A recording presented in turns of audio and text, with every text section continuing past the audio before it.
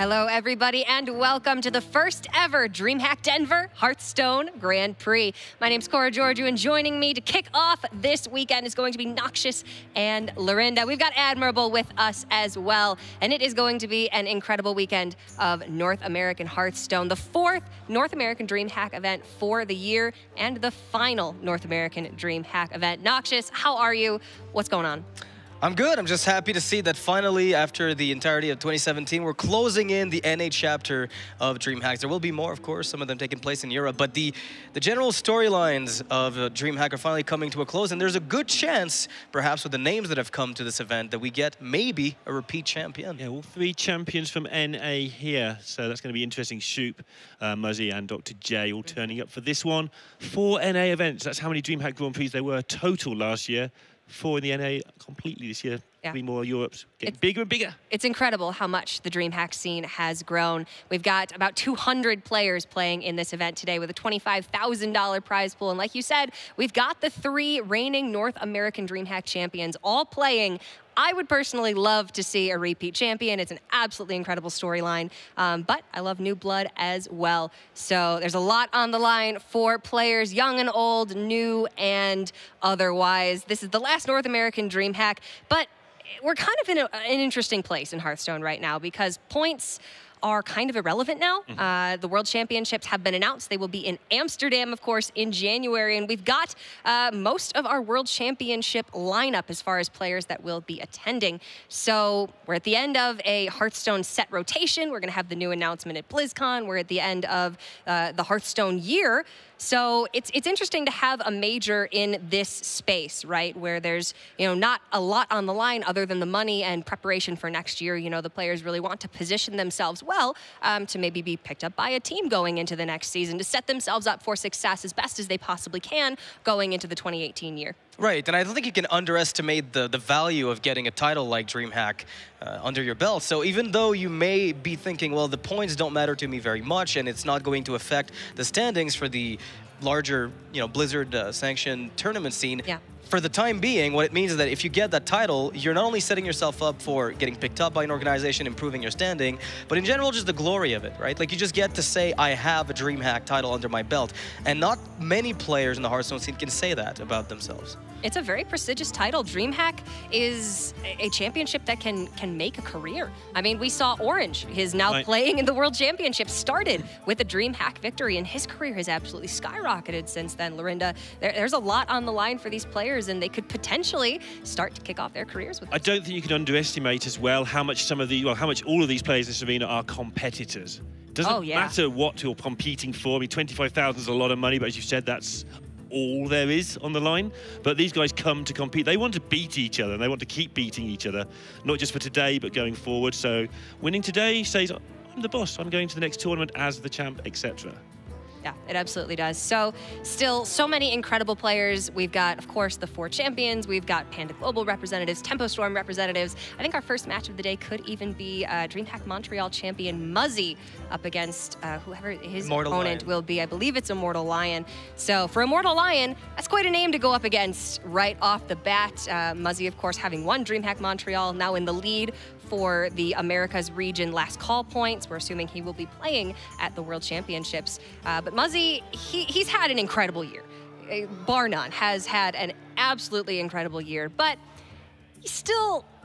you're a competitor, right? Yeah. You never want to sort of rest on your laurels and say, you know what, I've done it. Let's just chill before the World Championships, because now it's prep time. Now it's crunch time, right? World Championships are in January. Muzzy has to potentially win Worlds this year, so he wants as much practice as he can get. He wants all those trophies. He wants the titles. This is still a big deal for him, but for his opponent as well, who could take down Muzzy in the first round of Swiss. After 9 rounds of Swiss, Muzzy dropping in the first would be big. Yeah, ImmortalLion has played a DreamHack before, went 4-3, so he can play Hearthstone. I've heard the name around, so he's somebody who's got a chance of beating Muzzy. It's not just any old player. And Muzzy, though, is still on a tear, just pretty much winning everything he touches. It's pretty stupid. Like, start of the year, he was one of those players that we're saying, he chokes, he's not very good, really. Okay, let's not say we. Pressure. I believe there was one person. can't handle a subtle dig early in the morning. And Muzzy just turned that on its head and said, no, I'm just gonna show how wrong you are and win everything. It just goes to show how much spite can really drive you towards winning.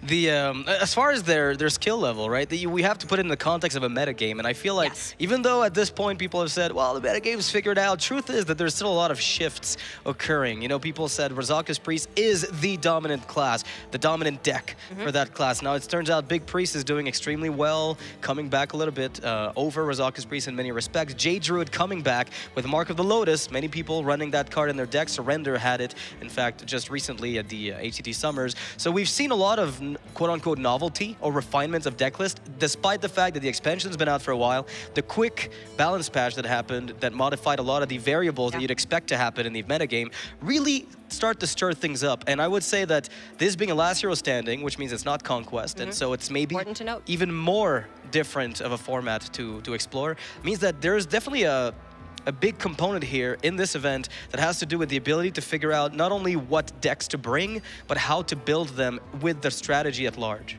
Yeah, what tech choices do you want to go for? What do you want to try to target? At Montreal, of course, the name of the game was ban Druid and try to target Priest if you possibly can. Now Druid has lost Innervate, Spreading Plague is at 6 mana instead of 5, so there have been some changes, like you said, Noxious, because of those balance changes. And yeah, I've even seen a little bit of the Big Priest, Big Druid, like Secret Mage, Rogue lineup kind of stirring around, players trying to think, how out of the box can I possibly get? You know, this is a figured out, solved meta for all intents and purposes. It's about as known as a meta game is going to get, and this happens generally at the end of every set rotation, right? We'll be getting the new set announced likely at BlizzCon, and then all those new cards will flood in and everything will change again, as it does every several months. But for now, everything is quite standard. But there's still always that room, right? There's always that room for ingenuity, that room for tech choices, room for Nerubian Unravelers, right? Room for Ear of Secrets, room for cards that your opponents won't see coming. And in a blind deck format, which this is up until the top 16, decks are not open to your opponents, you can get the edge over your opponent with classes where they expect one thing and suddenly you bring another. Silence Priest. I don't think there's been a format quite like this in terms of, you're saying it's solved in terms of archetypes, but people are changing still 2, 3, 4 cards. A lot of the time you get to this point, they're changing 1 or 0. You're still getting people turn up with a whole new package like, do you want to play Okanai Circle in your Priest deck? That's still not really a solved... Yeah. You're still going to play that Priest deck 26, 28 cards the same, but do you want to play an Auctioneer? Do you want to play a Lyra? There's a lot of variations within archetypes at the moment for the first time.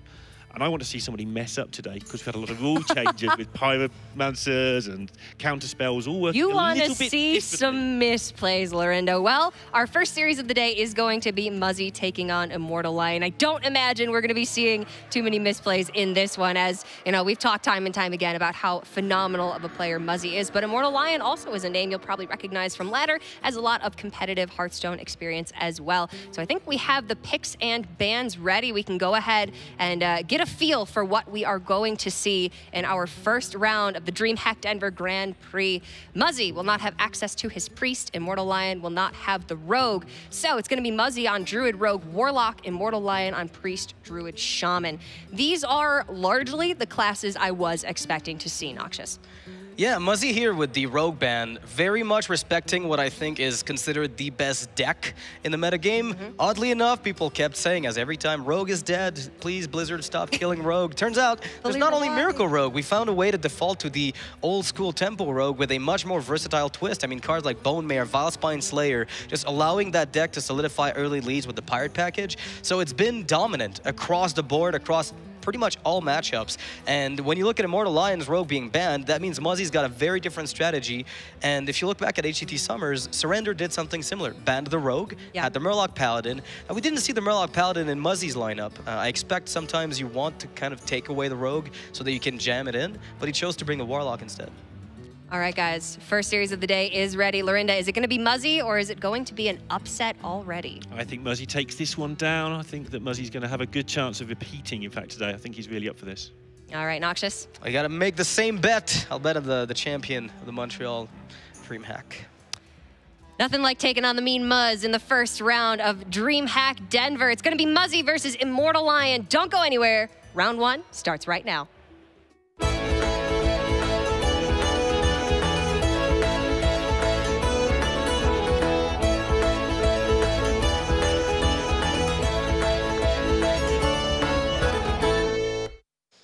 right, we've got the first match of the day coming in here at DreamHack Denver.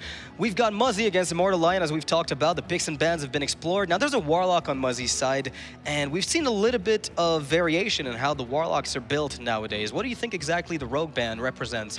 I mean, the Rogue ban, I think the thing with Rogue, I disagree with you. I think it's actually the third best class, not the best class. But I think it's easier to go against Priest and Druid simultaneously than any other two from those three, so Rogue's the easiest to ban.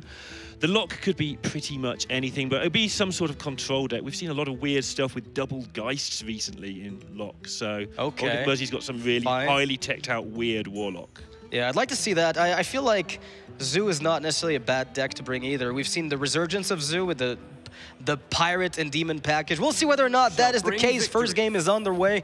Muzzy on the big Druid at the top, and ImmortalLion with the Auctioneer Priest at the bottom. So that's going to be Razaka's Priest with the Auctioneer instead of Lyra. Of course, running Akinai Circle. And Big Priest for Muzzy here is going to give this Priest that big Druid that is going to give this Priest a nightmare. Yeah, Priest not that good at dealing with repeated big stuff early in the game. It really suffers. That's why you'll see quite a few Hydras in lineups today that don't ban Priest in Rogue decks in particular. They can deal with one big guy, they can sometimes deal with two. But if you get that third one down before turn 8 and Anduin's not ready, you can just massacre people with an early, huge minion. And that's what Muzzy's trying to do here. ImmortalLion, interestingly, playing the Gadgets and Priest. I think this is the better version. You draw cards from your deck, not random ones. I think that suits the deck better. Yeah, you're able to... Well, it depends really what you're trying to do, because Lyra against something like J-Druid will give you an out that is potentially able to just stay on the board. You know, you get Lyra, Powered Shield, pick up maybe another health buff. Druid cannot shake it off. It stays there and gives you a win condition in itself. Auctioneer doesn't quite do that. But the big question for ImmortalLion right now is what Druid deck am I facing off against? You can almost exclude aggro Druid. You can exclude him, but he's playing against J-Druid. As far as he's concerned, he's playing against J-Druid. Until he sees like turn 4 or 5, he will think he's up against J-Druid for the foreseeable future. Of course, Muzzy, knowing he's likely to be streamed first, still bringing an interesting lineup is interesting to me. He will know he'll have to reveal his lineup early because he is the reigning champion, so he's going to be on stream. To be fair, Big Druid is not a deck that, if you know what it is, you suddenly make different decisions. Very often it just says, all right, I'm going to ramp, so that's something of a solitaire play. And then when I finally hit the cards that I need, you'll have to answer them one after the other, bomb after bomb after bomb after bomb. And at the end of the day, if you don't have enough removal, which tends to be the case given the amount of threats in that deck, it really comes down to how the Druid decides to sequence the threats themselves, as there are more than enough in the deck. Fair point. Talking of this ramp of which you speak, Muzzy's got just a good balance of ramp and minions right now. Lyra, the Sun Shard with Auctioneer in ImmortalLion's deck, so that's interesting.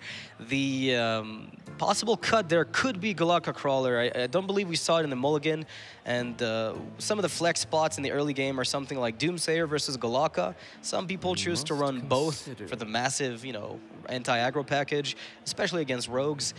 Given that you left Rogue up, I'm thinking the Galaka's there, so the Lyra is taking the place of something... Interesting that he's running Lyra and Auctioneer, which you would think would put him in really good stead for the mirror, and yet he's still banning Priest.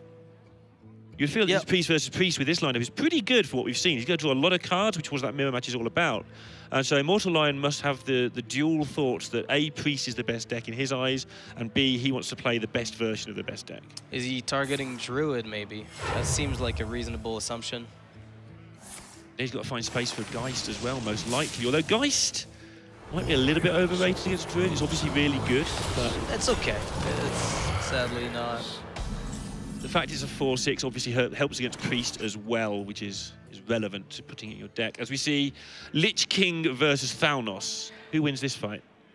That's what you have to appreciate here, is that despite the innervate changes, right, the nerf to innervate, it doesn't mean that a deck like Big Druid can't use it. I've seen some people run Big Druid without Innervate.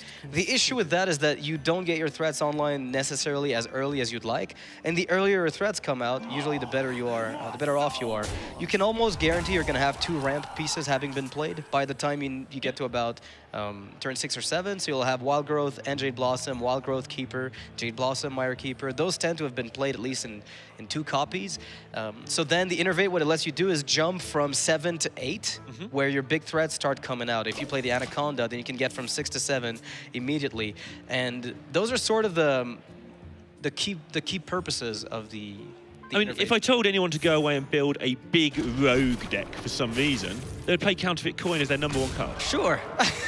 So why wouldn't you play it in Druid? And here we go. We got Army of the Dead bringing out what would be called probably a pretty bad minion. 4 mana, 3/4 from the deck. A few cards were lost in the process. Double Earthen Scales and Jade Blossom. No worries. Got a free 7/7. Well, it's not only no worries, it's actually making his deck better because it got rid of garbage that he doesn't need. He now needs the big stuff, not that stuff. Exactly, and if he hits the big stuff right away, then he just gets a big board and wins. So. From ImmortalLion's point of view, his plan is survive 2 turns, find Anduin. That's it. That's his only plan. All right. Okay, you've got another plan. It involves the bottom right, right? I like the bottom right play right now, but it's not over yet. You're not completely dead. Although 2 cards off of Lich King with 2 turns of Innervates ahead, right? Yeah. Turn 6, double Innervate, Lich King. I mean... The evolution of Lich King in play has been a weird one. Like, before it was released, everyone's like, why is this card existing? It's going to ruin the game. So everyone played Black Knight, so no one played it. And then Pirate Warrior was too fast for it, and then that got nerfed. And now Lich King seems to be in a really good spot where you can play it in a variety of decks, and it's in no way busted. If you don't stick it on the board for more than 1 turn, you've only got about a 50-50 of getting a relevant spell. If you stick it for 2 turns, obviously you've got a very good chance of getting good spells. So overall, I think the Lich King is fitting a really good gap in the game of it plays but doesn't have to be played. Yeah, now Muzzy considering what to do. He hovered over Frostmourne, the obvious play, kill Lyra, just to make sure that he can solidify his lead. He was considering some other lines of play, but I think overall the power level of just going with the Frostmourne, you don't even need to kill Lyra, which is the beauty of, oh, there you go. Yeah. The beauty of this position, that if he kills Lyra, sure he prevents the odd Shadow Word Death into, you know, perfect scenarios. Yeah. But the odds of that occurring... are just too low. There's like 20-something. But even if it were to occur in this case, because you have the swipe as a backup and you have the Ultimate Infestation to follow it up, almost makes it meaningless. So the opponent would have to get something like Priest of the Feast into infinite 0-cost cycles to heal himself to full. And then maybe you'd be in trouble, but even that's a stretch. There is one of the Shadow Word Deaths of which we spoke, but still facing down that correct button. 1-0 to Muzzy. Nice start for him in Denver as a defending champion. Yeah, big Druid. I feel like this is what Druid was meant to be. I feel like this is, you know, they tried to capture the fantasy of Jade of big minions, that is, with the Jade mechanic. Yeah. But I feel like this is the type of deck that makes you go, yeah, this is a legitimate ramp deck. It gets mana, and then it just spawns big guys. Not larger and larger men, but actually big cards from your deck. And the downside and upside of that is, the upside is it's fun to smash people with 12/12s on turn 6. And the downside is if you don't get the right draw of minions and spells, if you draw too many spells, you ramp into a load of mana, you can't play anything. If you draw your minions, you can't play them. So the challenge of the big Druid is to really balance all that up. And in theory, at least, it should be inconsistent enough not to be totally overpowered. But if Muzzy's bringing it to a big DreamHack event, maybe he feels it's actually really powerful right now. Now, Shaman for ImmortalLion is going to be coming up next. The Bone Mare in ImmortalLion's deck here might be hinting at the fact that he cut 1 or 2 Bloodlusts, maybe even the Devolves. We've seen some people remove those from their deck. You'd be surprised, but without Taunt Warrior in the way, Devolves just... Yeah, no Paladin. Very few Warlock Valleys. Not enough Paladin. Exactly. The deck just loses a lot of its luster, you could say, the card that is Devolved. So, very different putting the Bone Mares in. Wonder if he's got 1 or 2. As always, take this moment to remind you, this is last hero standing. If you're wondering why the Druid is back up there, you keep playing until you lose with that class. And so, a little bit different to what most tournaments do these days. Yeah. We saw Muzzy keep the Nourish here in the opening hand, which is a recognition that he has to get on the board quick with big guys. Despite the fact that he didn't find his Jade Blossom or the Wild Growth for any of the early turns, the fact that he's got the Wrath means he can probably stop the Flame Tongue openers that come out from, you know, Firefly with Firefly into Flame Tongue. He's at least able to shut down the pressure that comes from there. And when you're sat there as the shaman and you're trying to say, okay, if I just go doppelganger evolve with my 6 mana turn, I'm fine. When you start playing against all the ramp that's coming at him, 6 mana seems so far away when you're playing against Druid somehow. They're going to be on like 9 mana by then so often. You're like, am I really doing something powerful with this anyway, even if I get it? And that's the challenge, I'd say, of playing against Ramp Druid, is you don't really know. You don't want to see the ramp early, but if you see it, you know you have yourself a little bit of time, because they still have to get the 7, 8, 9, 10 to really do anything. So it's the, let's say, turns 3 to 5 are where you get an opportunity to really go in. But if they deny you naturally and then transition into big dudes, even without ramp, then you're even further behind. And what ImmortalLion is doing here is he's not panicking about getting an instant fast board. Like you've just said, you've got some time. You've got more time than you think. As long as you have a good board at some point on about turn 5, actually one big guy isn't that good against a whole wide board. You can quite often ignore the big guy. You can only either hit you in the face for 6 or 7, which isn't that damaging, or it can kill 1 minion a turn. So sometimes you can just use the big guys against themselves. Now Doppelgangster is going to come out, followed by Thrall Deathseer. The intent here is to make 7 mana minions. No, there's nothing in the Druid deck that takes care of this. Yeah, I mean, the most you can do is probably swipe, and that's it. That's just swipe them away, get rid of 2 minions. Swipe, Innervate, Hero Power. Doing it on turn 5, so if there was an Innervate Hero Power, that would be a problem, but ImmortalLion recognizing there's no time like the present to get this going. And this play is going to make sure he has evolved minions, big minions to deal with for the rest of the game, win or lose. And Muzzy's going to be ramping up as soon as he can to the big and valuable stuff. That is, of course, going to be the Deathwing that he's got in hand. If he's going to win this, it's on the back of something like the Deathwing cleaning up shop. Right, the reason he's only killing off 1 of these minions, not 2, is because that was just going to delay things. The way he's going about it is, I don't want to delay, I want to find a way that when I do get back into it, I actually win. But now he's going to have to face this army of 6 drops. I want to see triple Baron Geddon. Oh, there's one! One's good for him, though, but no, it's not that good for him. It's not that great. It softens up the board, but it's still a 7-attack minion, and Muzzy is not looking particularly bright here. There's not much he can do. All he's got to do is probably something like Wild Growth into the Deathwing, swipe the 5/3 off the board, heal up, and hope there's no more burst coming. Yeah, it seems decent. He can face tank a load. It doesn't look good. He's facing down lethal. He actually needs to take more off the board than you can deal with. And that's forgetting about what we can see in hand. That's just what he can see on board. We can see the hands full of even more damage anyway from all directions. Yeah, so Muzzy now is saying, all right, I'm betting, or at least I'm going for the line of play that says that you do not have Jade Claws, Flame Tongue Totem, or Bloodlust, because the Baron Geddon still triggers at the end of the turn. Triple Baron Geddon would have allowed a good swipe for Muzzy, but the single one is definitely... Unfortunately for Muzzy, ImmortalLion has all of the cards that help him win the game this turn, and that is going to be 1 apiece. ImmortalLion definitely not going to go down without a good fight. And we sort of saw what this type of Shaman deck is good for against Druid, is that Druid struggles to deal with wide boards repeatedly. They'll be able to wipe off your first threat, then your second threat, maybe your third. The issue is that this deck is surrendering the ability to ramp if they're doing that, which means they're not getting that Deathwing early, they're not getting the big, Lich King is later in the game. So by forcing the Druid to always respond with damage spells, you're guaranteeing that at some point you get a board of, say, 2 to 3 minions that sticks, you get an evolve on them, and the Druid is forced to scramble.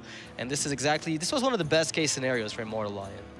Muzzy quite deep in thought there, which is weird considering he only has 2 decks. So this Warlock deck must be targeting... This is one of those situations where it doesn't quite target how he wants to. There's a deck he wants to protect, whichever one it is here. And so he's trying to work out what he can get done to protect that deck. Sometimes you want to make sure that your deck that targets something specific does not get beaten until it gets that matchup. Something you can do in Last Hero that it's a lot harder to force out in Conquest. Yeah, it's the question of whether or not Muzzy's going to prefer to bring out the Rogue. Rogue is usually a pretty good contender against Shaman. Token Shaman sort of decreased in popularity across the board. It's not that it's a bad deck, it's a fantastic deck, but people have started to figure out exactly what to make of their Rogue builds. And as time passed, it seems as though the Rogue builds have gotten better and better at handling that early aggression from the Shaman. The Cold Blood lists are also offering a really, powerful pushback onto Shaman boards. So it's giving a bit of a headache to Shaman players. Yeah, I imagine we will see that Rogue, but I'm wrong. I imagined incorrectly, and Muzzy is playing Well, not a lot to be seen for that. It looks like it could be the new version of Zoo with the Zoo. Imp thrown in there. Oh, it's got to be Zoo. Zoo is... I mean, if you're banning Rogue, I think you're bringing Zoo. It's a really weird name for the deck, Zoo, right now, because it's so different to old Zoo. There's almost no buffs in the deck, apart from, like, the Bone Mares. And it's very much a curve deck rather than a buff deck. Old Zoo sort of used to dominate the board with early minions and buff, just trading until it keeps the board. This just goes, I'm going to curve out until you are sick of it. Well, the strength of the current... Well, it depends what Muzzy's bringing, right? Like, now I'm seeing the Disco... some of the Disco cards, which tends to always be there. The question is he running the Pirate package as well? Because we've seen a lot of Zoo players include, you know, South Sea Captains and the Bloodcell Corsairs with patches. Yeah, because of Keleseth, Captain becomes just absurd. Patches becomes incredible, more incredible, should I say. But on the downside, a lot of people are running Crawlers. Now, it seems to me like people might not run Crawler much in this tournament because people are playing around it. I wonder if this is the tournament to start sticking back all your Pirates in your decks. Well, this might be the way, like the beginning of a different phase of the metagame, a different part of the cycle, because it will cycle back at some point. Blood Imp here being played. The cut for Blood Imp, I was discussing this with someone recently. The one drop I believe that a lot of people cut was the Pirate package, specifically to put Blood Imps. I'm not sure if that's something Muzzy did, because surrendering the Pirate package can be a bit painful, but people have been cutting it. Yeah, I mean, I wonder, like Blood. I don't know, and I'm sure I should, who first sat there and went, I'm not going to play Pirates, I'm going to play Naught Wands. I'm not going to hit you with my massive patches, I'm just going to play this Naught 1 minion that's slightly irritating. Against Priest with all that AoE. Yeah, it's mildly annoying, but the purpose of it really is that Hearthstone's going back in some respects to minion combat. Right. A lot of the games that you encounter, we were discussing this recently, was we're getting more and more into minion combat again. Yes. There are combo decks that will burst you down, but finally you're allowed to make trades and try to set them up over multiple turns. And a card like Blood Imp lets you get that extra early game edge. And the trademark of these types of decks is that they tend to snowball out of control. Right. Once they get there. Yeah, I mean, because a lot of minions have a much higher health and attack now when they face off against each other. As you say, you get this situation which is it's not quite a standoff, but you can't clear boards like you used to in one turn all the time. You have to spend and look forward. Now we see the Devolve from ImmortalLion coming out, making all these minions wisps. One of the biggest weaknesses, of course, of these Zoo lists to run Keleseth is you run so many one-drops that are extremely vulnerable to Devolve, and suddenly when it comes at the wrong time, you find yourself a little bit behind. Yeah, Zoo has to worry a little bit more about its one-drops than Rogue with the Keleseth, because turn 2 Rogue hero power is just a phenomenal Hearthstone turn. I think it's underestimated massively how good a Hearthstone turn just doing that hero power on turn 2 is. Zoo hero power, it's all right. I mean, it's a fantastic hero power long term, but on turn 2, you are kind of missing a go. Yeah, you'd like to be able to weave in your minions more readily, which is interesting because with the Keleseth builds, you're polarizing your mana cost a little bit, right? Where you're avoiding the 2s and you're going into the higher end or the lower end. And by spamming more one-drops in your deck, you're making that life tap more viable early game. Yeah, exactly. So it's a little bit easier to weave it in. But in Rogue, you just play your 2-drop is your dagger. Exactly. And it's absolutely fine. It's just making the board better. It's helping you trade up for the future. It's just fine. And that's why you see a bit more Keleseth Rogue than you do Keleseth Warlock. And now ImmortalLion looking at possibly playing the Doppelgangster on the current board state, given the Evolve potential follow-up. He's going to do just that. Muzzy here set up a trade with the little pirate to make sure that he could get himself a cycle with the Doomguard. Why is that funny to you? Because he now has the decision whether he wants to take out 2 of these and be absolutely stranded if he loses the 50-50, or just, you know, play his Doomguard, which is absolutely gigantic, but get rid of both Soulfires, which are crucial cards to him. So it presents him a really awkward choice. But I think this is always the correct one, given that you're able to cycle. The big pain point for Muzzy is, well, I would have liked to draw my Soulfires later to cycle them afterwards with the Imp, but that's no longer on the board, so he's going to have to come up with other solutions to this. ImmortalLion, of course, going to respect the Imp's potential to snowball and will try to get himself some value before he proceeds to evolve these minions. And oh goodness, are these good. Yeah, both of them. I was going to say, I wonder if he can survive the Doomguard. Well, he can. Both of these minions impervious to Doomguards in one hit at least. And that's worked out so well for ImmortalLion. And now Muzzy's going to have to do that thing we were talking about where he has to find a way to improvise. Maybe he'll buff his Naught one and take the Divine Shield off that way. Yeah, it seems like there's not too much of an option otherwise. You could always play Dreadlord on its own and hope that things pan out, but I'm pretty sure you're committed to always sacrificing the little guy to get yourself the clear on the Sunwalker. You at least need to get rid of that one. Sure, send the lift guy. All right, and more importantly here for Muzzy, the Doomguard is not going to die to Maelstrom Portal, so that's the silver lining is in this disastrous position. Yeah, and it really is a tough time now with this Flame Tongue Totem into the thing from below, followed by Bone Mare the turn after. And one thing that is still the same about Zoo is it still needs to operate with a board, as does the Shaman, and the Shaman is winning that battle. And it's got more cards as well. Having more cards than Warlock's always a great spot to be in. So Muzzy's going to be taking the trades on the board again. The way these guys win is very obvious. It's board-centric, above all. The 7-5 is going to require even more attention. Muzzy here forced to trade away his current minion set into the 7-5. The upside is he's found the Dreadlord that clears up 2 other minions on the board. And Keleseth also comes in to help fill the curve and guarantee more powerful draws. Is it in time, the Keleseth? It might just be, I feel. Like usually a late game Keleseth is actually kind of bad because it's a 2-2 and doesn't feel time, but it's fitting on curve and the game isn't quite dead, so maybe it's just in the nick of time. Better now than later, and the Maelstrom Portal for ImmortalLion is offering a decent way to clean up some of this, but the Bone Mare is just, it's sweet. Yeah, not an easy choice, as we do see the Golakka there, by the way, but I think Bone Mare's so good. We're still having to fight for board, which means that Muzzy is going to be able to tap for a little while yet, at least, but he lost both those Soulfires, don't forget.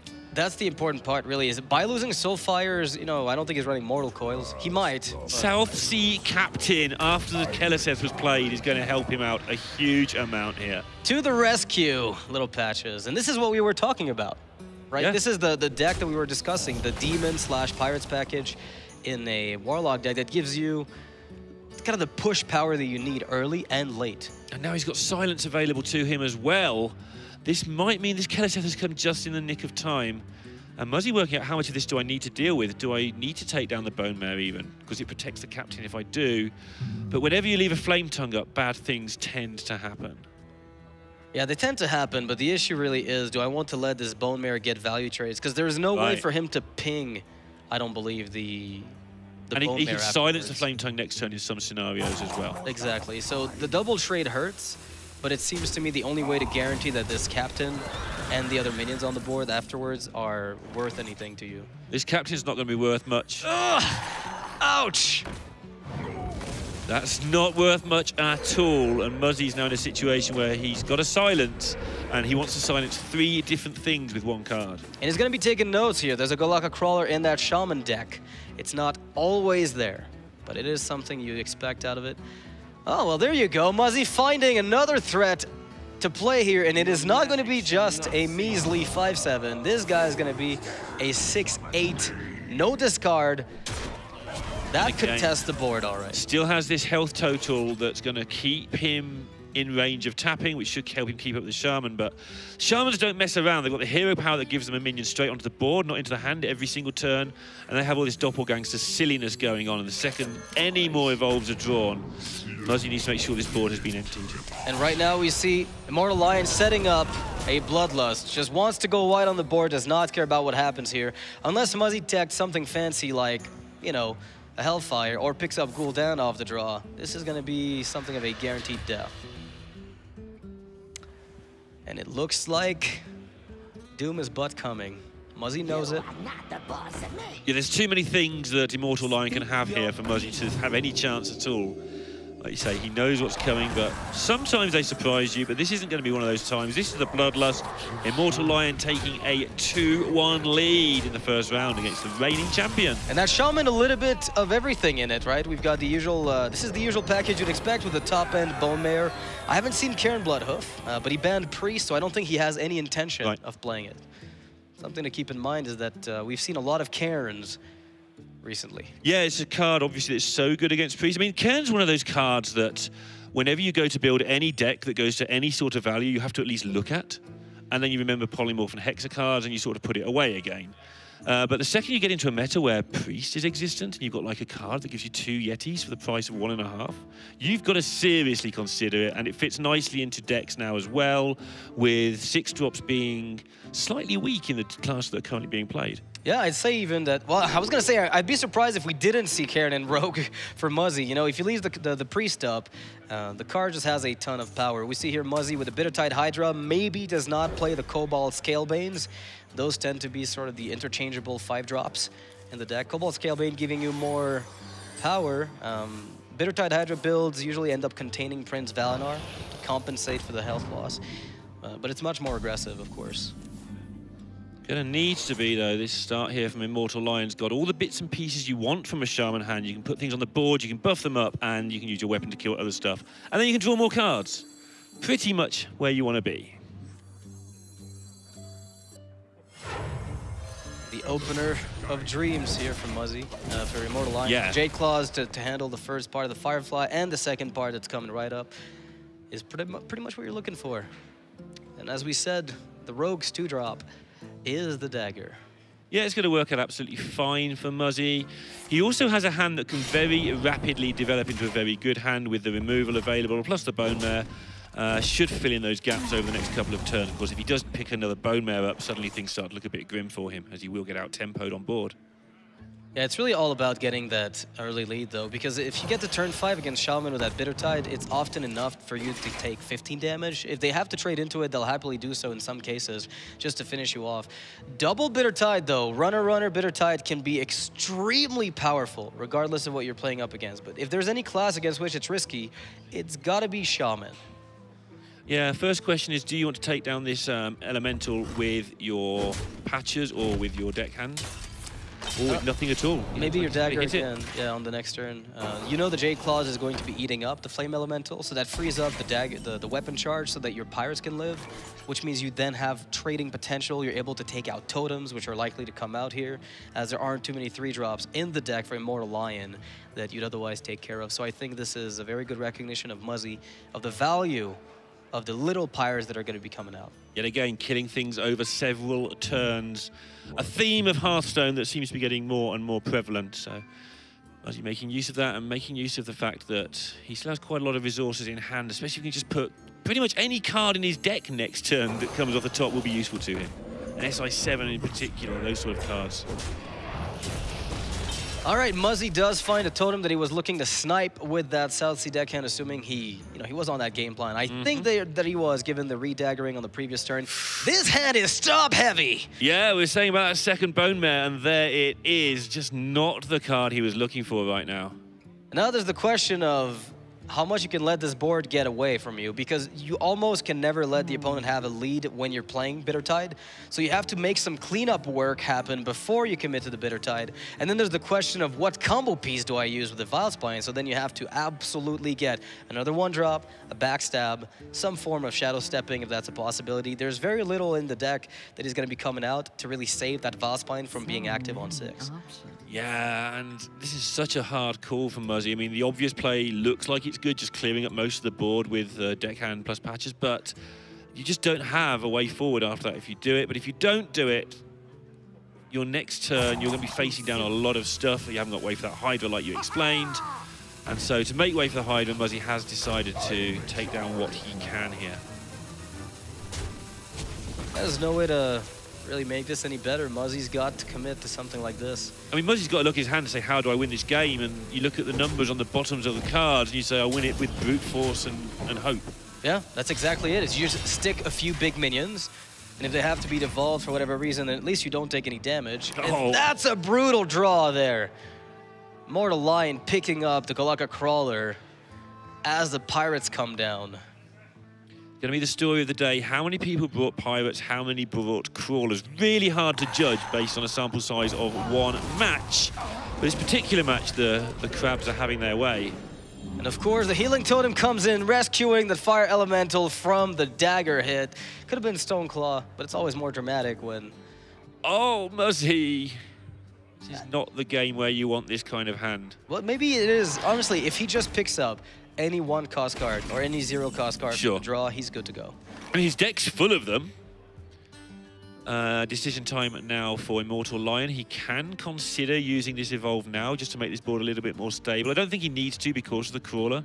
He can also just take down this Hydra while he's got the chance. I might Maelstrom Portal Mana Tide. Seems a little bit ambitious, but you are going very wide, and there's only an 8/8 that has to hit things one turn at a time forever. That's the choice. Do you want to go really wide, or do you want to take this down and let your Mana Tide just get value against nothing? Fair enough. And he decides he's going to go for this. You are dealing 6.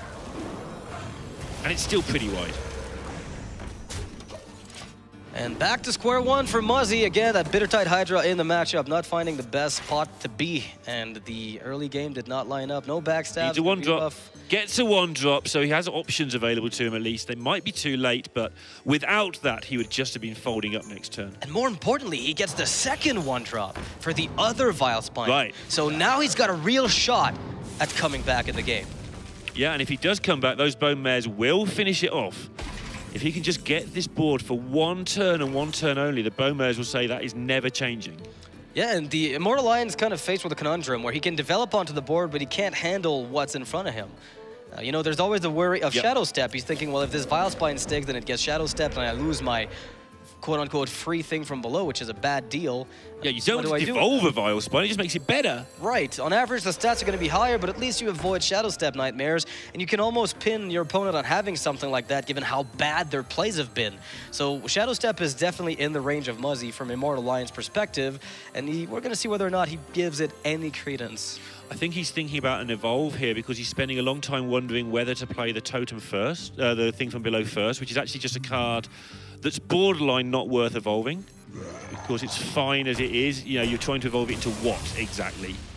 And a decision a lot of people make quite quickly, but sometimes it's worth just keeping until after you evolve. But he's just going for this wide board, and he knows that Muzzy has to try and deal with it. Muzzy can't connect to face because Bloodlust would be lethal. And as it stands, Muzzy is going to be looking to play cleanup, and he's got the cards to do it finally.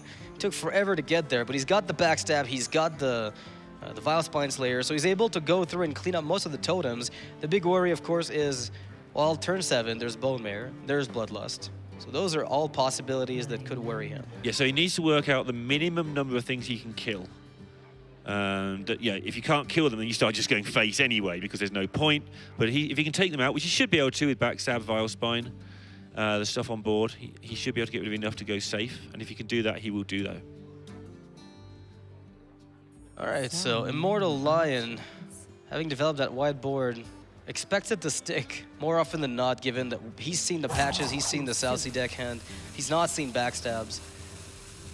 And now that's going to be the defensive play for Muzzy, just going to state, if you've got the Bloodlust, it's not going to kill. It buys him more board presence at the moment. Yeah, he's managed to make it so it's like 2 minions versus 3, and that means that next turn, if there is a next turn, he gets to take over the game. ImmortalLion's hand's just not going to quite let Muzzy do it, though. He's fighting back with exactly the same stuff that Muzzy's using. Muzzy's so close to be able to tidy this up. And the free 1/1s don't seem to matter much from the little totem that ImmortalLion's holding on to, but this Primal Fin Totem is one of the most powerful cards in Shaman. It's interesting how it's extremely dependent on you playing Bloodlust in the first place, which is why people are so reluctant not to cut Bloodlust. To cut Bloodlust, that is. They just don't want to cut it because otherwise Primal Fin gets so much worse. But in a spot like this, you can tell that the mere threat of the number of bodies adding up against a rogue player is sufficient to make Muzzy really worry for his life. Yeah, it's going to be interesting if he does reach the decision that he can't beat Bloodlust on one of these turns, because it's not there. If at some point he sits there and goes, right, I can't beat Bloodlust, what do I do? And make a play accordingly. He's actually going to make a really good-looking play. But for the time being, obviously, he needs to fight for this board. And this is it. This is it. The fight is beginning.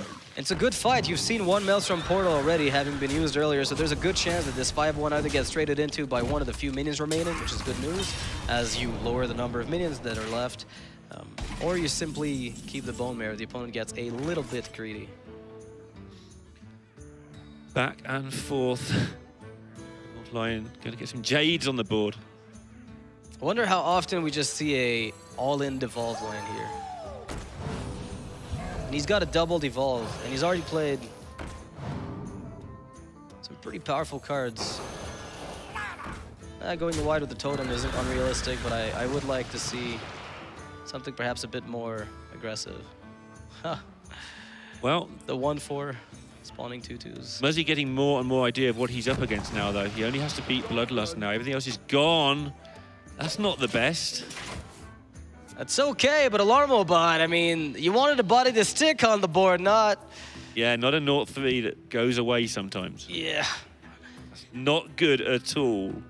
And Muzzy with the counterfeit coin is oddly enough going to be able to get the Bone Mare and the Tar Creeper onto the board. So a huge line of taunts.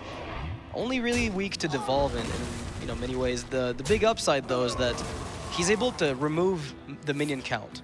And that's really what he's looking to do at this point. So even if a devolve comes out, he still has more minions than his opponent. This has been a game of Hearthstone that you've got to get used to. I think this is similar to the future of the game where you're fighting. Every trade matters, every attack matters. How do you make everything work for you and then back it up with a few spells that have to be used at exactly the right time to get you through? And I think this has been a really good battle in showing in my opinion, the future of Hearthstone. Of course, it may have other ideas, it may go a totally different way, but I think this is a way where you do get to see a lot of skillful play, a lot of skillful trading. ImmortalLion here knows that if he devolves the little Firefly, it is going to give, Fire Elemental that is, it is going to give a wisp to his opponent. So he doesn't know if he really wants to make little 1/2s of his own by trading first. Because there's a good chance that the Bone Mare becomes something much more powerful than just a 5/5 if he devolves. That's a big fear. It's really awkward. The Vile Spine gets better as well. It's just really annoying for him. And all the time, this second Hydra is just waiting for its time. As soon as Muzzy does get any sort of foot on the board that manages to actually get established, he's not quite there yet. That Hydra is going to end things, everything. That's his goal. Alarmobot hovering, realizing any minion with any attack, let me get an extra trade here. I'm a little bit annoyed. Cold Blood, is it useful? It should be. Well, be able to get rid of the guys. Muzzy, again, though, is going to be worried that he's just dead to Bloodlust in some situations, so the play he makes might be very different to the play we think he should make. He's got himself some decent counterattacks, that is, right? That's kind of the intent at this point. Just minimizing damage output and body count. And this is exactly what he's doing. I mean, if the Hydra cannot get run into by, 5 minions, you're fine at 15 or 14. Count the numbers. That's how you see who's winning this game. Muzzy has a lot of numbers, and ImmortalLion doesn't have a lot of numbers. That's how I'm going to call this one. We've got Aya Blackbot, probably one of the better draws for ImmortalLion to fight back onto this board, as it already spawns 3/3s right. just to begin with. So that's worth quite a lot. And the Deval is going to create an 8/8 Frozen Crusher. Okay.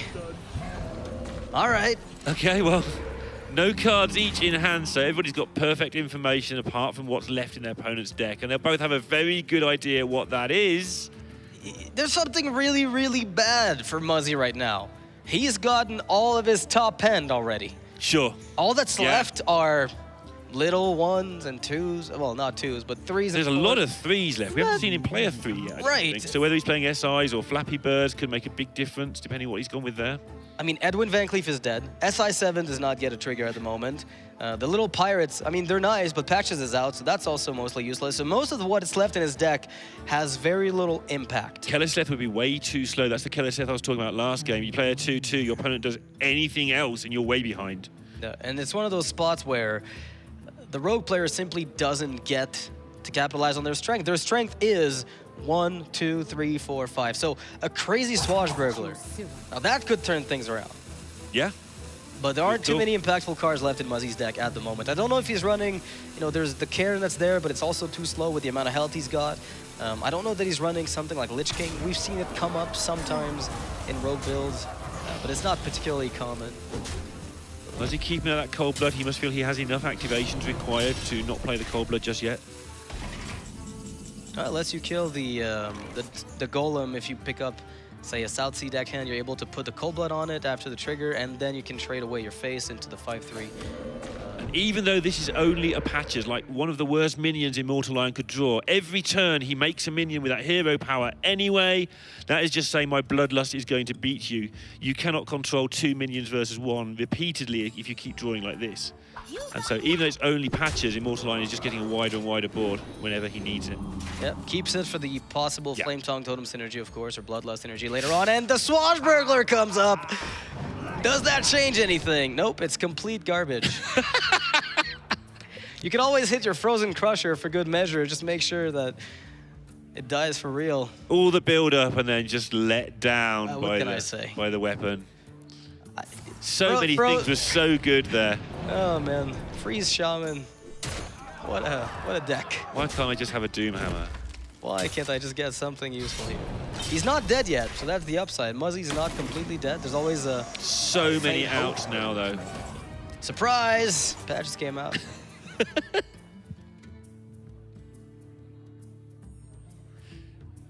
Wow, I think you probably want to play both of these cards in your hand.